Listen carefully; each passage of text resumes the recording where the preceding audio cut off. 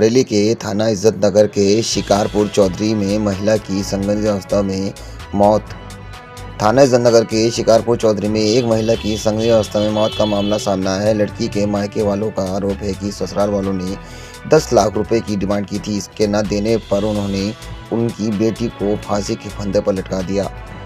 नूर बानो पत्नी साबिर खान निवासी शिकारपुर चौधरी ने थाना इज्जत नगर को लिखित तहरीर दी है।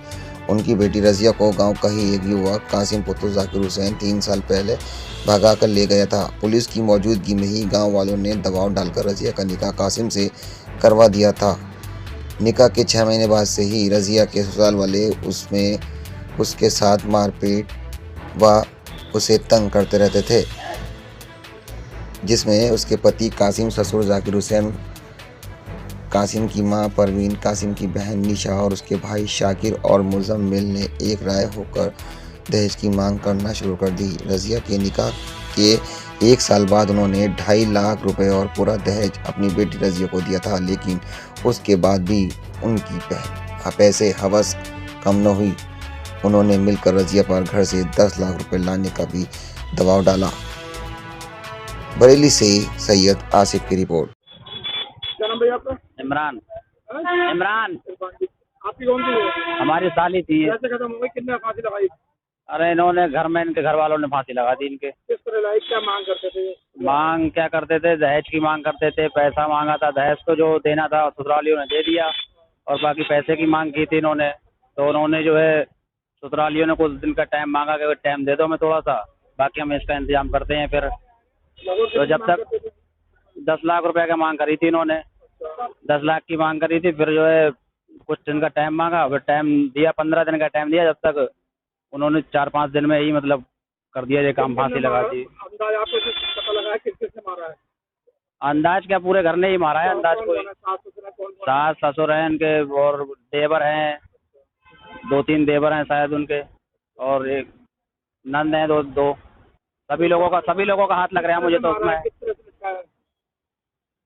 वो उन्होंने फांसी गले में हेलिकॉप्टर बंदा डाल के और पंखे में बांध के लटका दिया। सभी पे भी निशान है चोट के? हाँ, पैरों पे भी निशान है, शरीर पे भी निशान है चोट के।